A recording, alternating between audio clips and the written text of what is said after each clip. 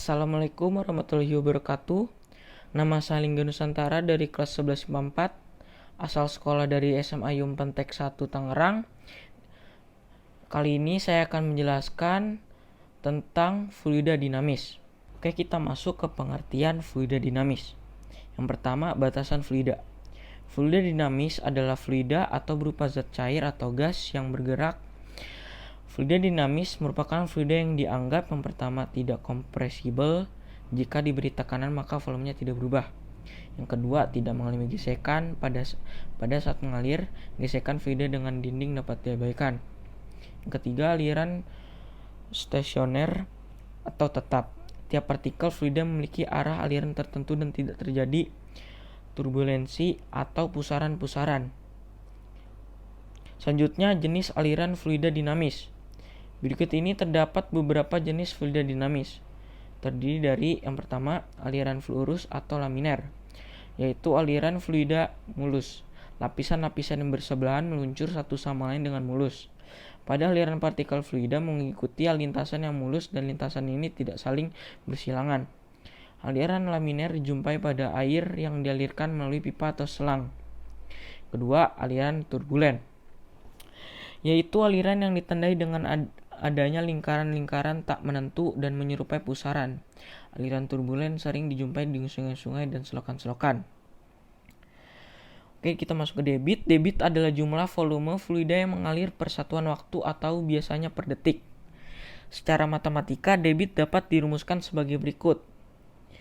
Q sama dengan A kali V kecil, atau Q sama dengan V besar per T, dimana Q adalah debit satuannya meter kubik per second. V besar adalah volume fluida satuannya meter kubik. T adalah waktu satuannya second. A adalah luas penumpang satuannya meter kuadrat. V adalah kecepatan satuannya meter per second. Oke, selanjutnya kita masuk ke persamaan kontinuitas. Persamaan kontinuitas ini menyatakan bahwa debit fluida yang memasuki pipa sama dengan debit fluida yang keluar dari pipa. Perhatikan gambar aliran fluida yang mengalir dalam pipa.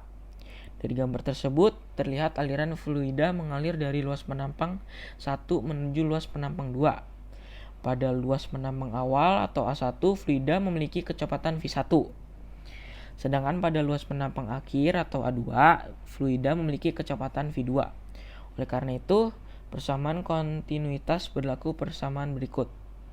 Q1 sama dengan Q2 atau V1 kali A1 sama dengan V2 kali A2. Dimana keterangannya Q1 adalah debit ketika masuk, satuannya meter kubik per second. Q2 adalah debit ketika keluar, satuannya meter kubik per second. A1 adalah luas penampang 1, satuannya meter kuadrat. A2 adalah luas penampang 2, satuannya meter kuadrat. V1 adalah kecepatan fluida ketika masuk, satuannya meter per second. Dan V2 adalah kecepatan fluida ketika keluar, satuannya meter per second. Oke, selanjutnya kita masuk ke asas Bernoulli. Asas Bernoulli menyatakan bahwa dalam pipa horizontal, tekanan fluida paling besar terdapat dalam fluida dengan kelajuan aliran kecil, sedangkan tekanan paling kecil terdapat dalam fluida dengan kelajuan aliran besar. Perhatikan gambar berikut. Pada gambar berikut, asas Bernoulli apabila dituliskan dalam suatu persamaan sebagai berikut. P1 ditambah rho GH1 ditambah setengah rho V1 kuadrat sama dengan P2 tambah rho GH2 tambah setengah rho V2 kuadrat.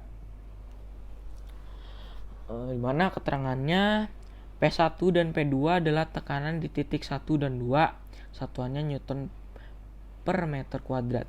V1 dan V2 adalah kecepatan aliran di titik 1 dan 2, satuannya meter per second.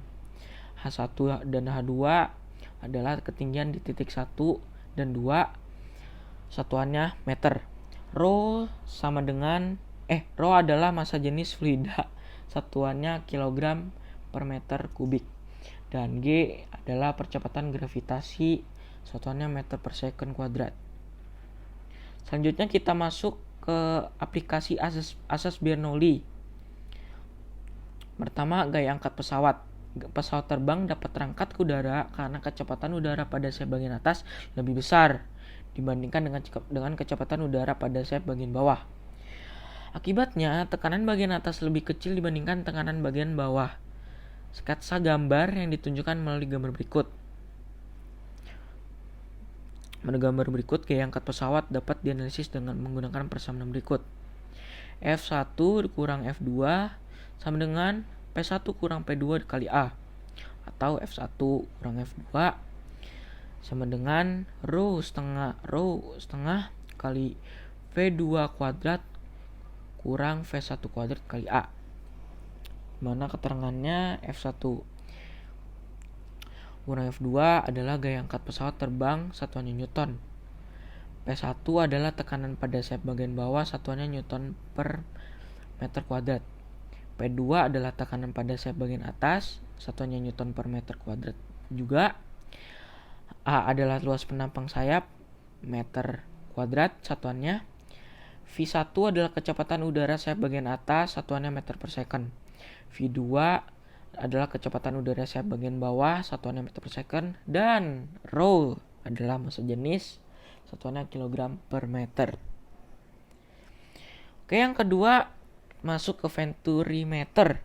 Venturimeter adalah sebuah alat yang berfungsi untuk mengukur debit aliran fluida dinamis yang mengalir di pipa dengan mengandalkan hukum Bernoulli. Venturimeter berbentuk seperti pipa di mana bagian tengahnya menyempit lalu kemudian melebar kembali. Nah, ini kita masuk ke venturimeter tanpa manometer. Untuk venturimeter tanpa manometer, kelajuan aliran pada masing-masing titik sebagai gambar berikut. Venturimeter tanpa manometer dapat dituliskan dengan menggunakan persamaan berikut. Dengan V1 sama dengan akar 2GH per A1 per A2 kuadrat kurang 1. Untuk V2 sama dengan akar 2GH per 1 dikurang A2 per A1 kuadrat. Dimana keterangannya? V1 adalah kelajuan fluida pada penampang 1, satuannya meter per second. V2 adalah kelajuan fluida pada penampang 2, satuannya meter per second juga. G adalah percepatan gravitasi, satuannya meter per second kuadrat. H adalah perbedaan ketinggian pada fluida, satuannya meter. A1 sama dengan adalah luas penampang 1, satuannya meter kuadrat, dan A2 adalah luas penampang 2, satuannya meter kuadrat. Oke, masuk ke venturimeter dengan manometer. Suatu zat cair dengan massa jenis P mengalir melalui suatu pipa dengan luas penampang A1. Pada leher luas pipa menyempit menjadi A2 dan suatu tabung manometer dipasang seperti gambar berikut. Oke, manometer berisi zat cair dengan massa jenis rho aksen. Jika kita mengetahui rho aksen, A1, A2, dan H, kita dapat menentukan kecepatan aliran. Besaran H adalah benda ketinggian zat cair pada manometer. Berdasarkan persamaan Bernoulli dan persamaan kontinuitas, kita dapatkan rumus kecepatan V1 sebagai berikut. V1 sama dengan akar 2GH kali rho aksen kurang rho per rho A1 per A2 kuadrat kurang 1. Keterangannya V1 adalah kecepatan aliran pada penampang 1, satuannya meter per second. A1 adalah luas penampang 1, satuannya meter kuadrat. A2 adalah luas penampang 2, satuannya meter kuadrat. H adalah perbedaan ketinggian pada fluida, satuannya meter. G adalah percepatan gravitasi, satuannya meter per second kuadrat. Rho aksen adalah massa jenis zat cair pada manometer, satuannya kilogram per meter kubik. Rho adalah massa jenis zat cair pada ventrimeter, satuannya kilogram per meter kubik. Selanjutnya ada tabung pitot. Tabung pitot adalah alat yang digunakan untuk mengukur kelajuan gas.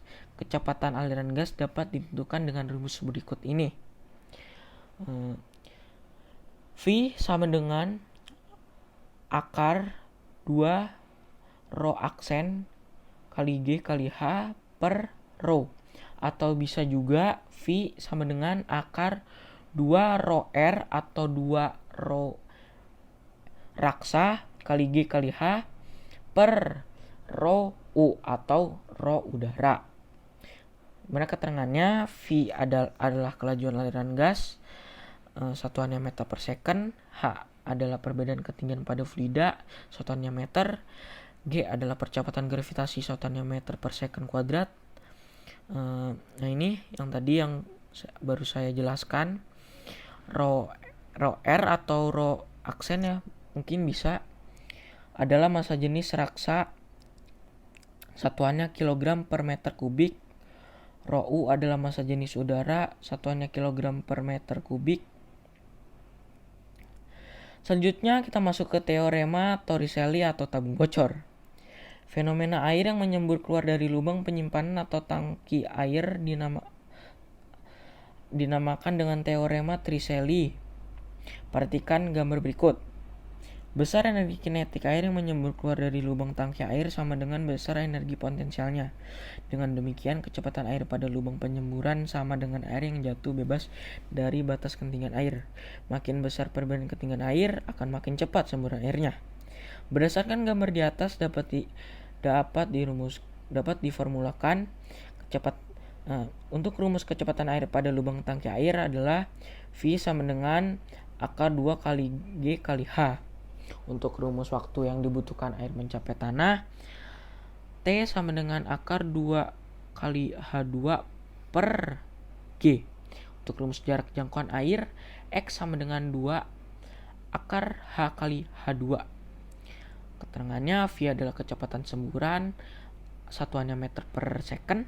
G adalah percepatan gravitasi, satuannya meter per second juga. H adalah ketinggi lubang dari permukaan air, satuannya meter. T adalah waktu yang dibutuhkan semburan air sampai di tanah, satuannya second. H2 adalah ketinggian lubang diukur dari permukaan tanah, satuannya meter. X adalah jarak jangkauan air, satuannya meter. Sekian dari saya. Mohon maaf kalau ada kata-kata yang salah. Wassalamualaikum warahmatullahi wabarakatuh.